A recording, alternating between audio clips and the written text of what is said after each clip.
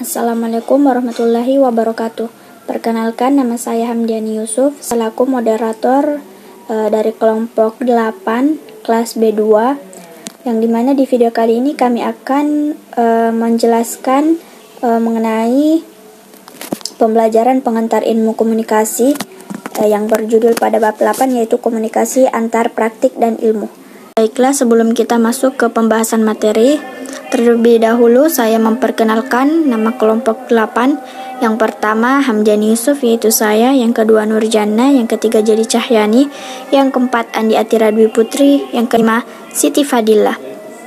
Tanpa berlama-lama saya serahkan kepada pemateri pertama. Warahmatullahi wabarakatuh. Saya akan membacakan materi yang paling pertama, yaitu komunikasi antara praktik dan ilmu.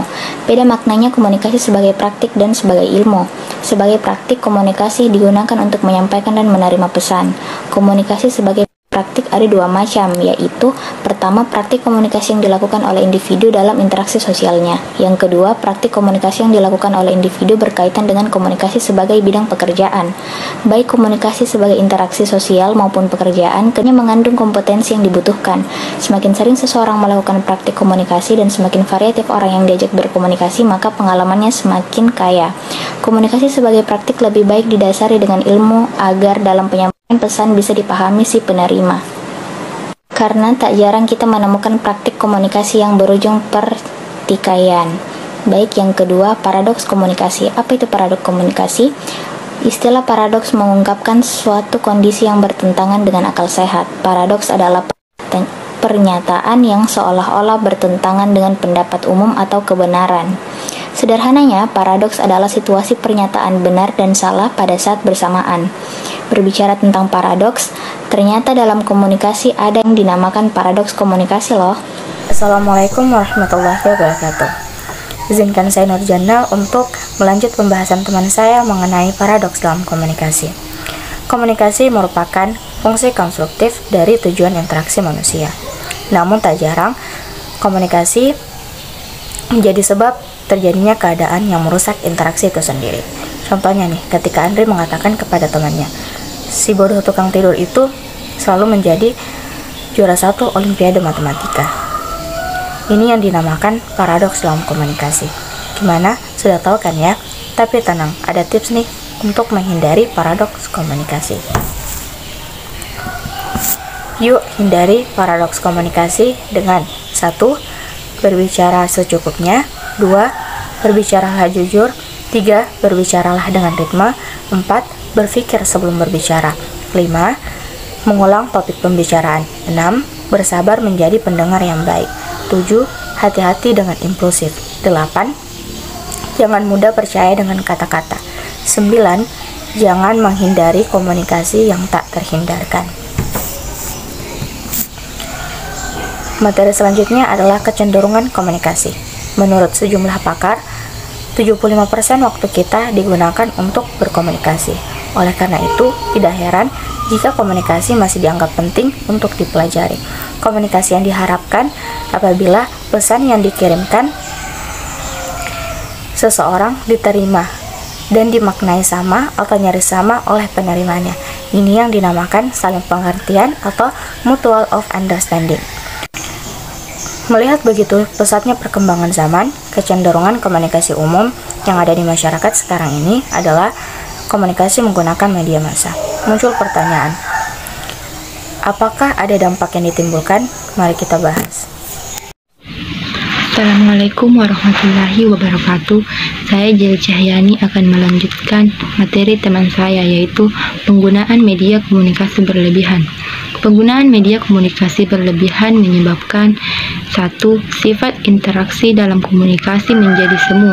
Lebih banyak gejala ketidaktahuan ketimbang kepastian. Akibat dari realitas semu tersebut adalah munculnya situasi yang anomi.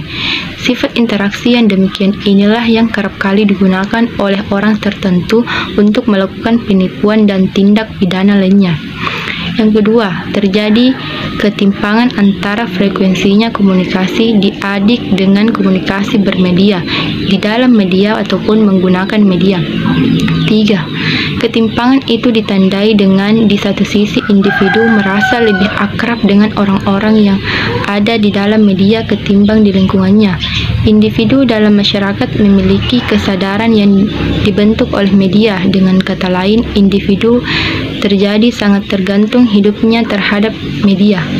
Yang keempat, media yang dimediasi media komunikasi tersebut ditandai dengan era keterbukaan, menyebabkan hampir tak ada lagi rahasia yang bisa disembunyikan. Yang kelima, komunikasi ditandai dengan kecepatan yang sangat tinggi. Teknologi komunikasi memberikan keleluasan umpan balik atau feedback yang cenderung sangat cepat. Komunikasi cenderung tidak melewati proses berpikir ulang atau rethinking. Yang keenam, banyak waktu terbuang dalam komunikasi. Banyak pemandangan kontras yang diciptakan media. Secara fisik, orang berkumpul namun tidak berkomunikasi satu sama lain. Oke, selanjutnya itu komunikasi sebagai ilmu. Sebagai ilmu, komunikasi berkembang pada tahun 1950-an. Konon, di Amerika Serikat, ilmu komunikasi merupakan peleburan Department of Speech Communication dan Department of Mass Communication. Keduanya menjadi Communication Sciences.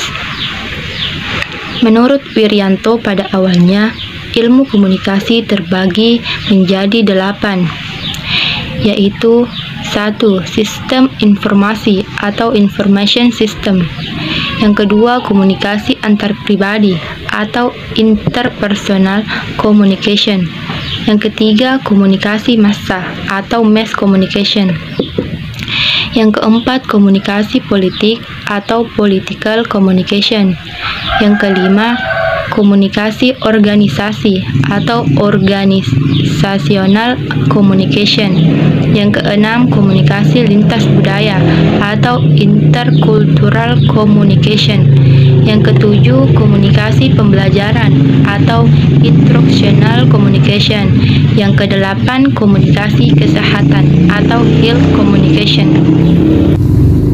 Tradisi ilmu komunikasi menurut Stephen W. Littlejohn. Yang pertama, tradisi semiotika. Semiotika adalah ilmu tentang tanda gambar atau simbol. Yang kedua, tradisi fenomenologi. Fenomenologi adalah masyarakat pengamatan terhadap kehidupan dalam keseharian. Yang ketiga, tradisi cybernetik.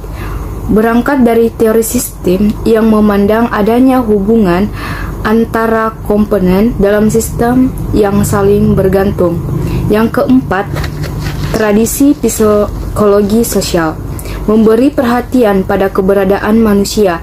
Ada 3 pendekatan. Behavioral, orang bertindak dalam situasi komunikasi. Kognitif, komunikasi merupakan hasil dari pikiran manusia.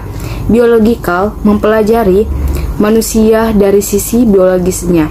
Yang kelima, tradisi sosial budaya memiliki 3 varian: interaksi simbolik, konstruk sosial, dan sosiolinguistik. Yang keenam, tradisi kritis banyak bertumpu pada asumsi-asumsi sosial yang dikembangkan Friedrich Engels dan Karl Marx. Yang ketujuh, tradisi retorika memberi perhatian pada proses pembuatan pesan atau simbol.